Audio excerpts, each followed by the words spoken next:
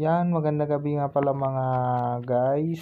Ngayon mag-food trip ako. Meron pala ako dyan 2 chicken steak, 2 rice. Siyempre, mayroon niyang kasamang gravy. May spoon and pork na pala yan mga tol. Yan.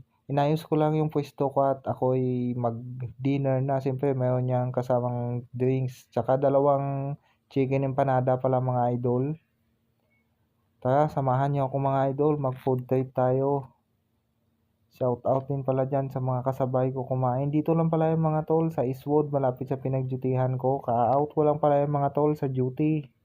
Kaya mag-food trip muna ako dyan. Shout out pala dyan sa FB followers. Especially sa Ganjus team, kay OIC, Share and Python.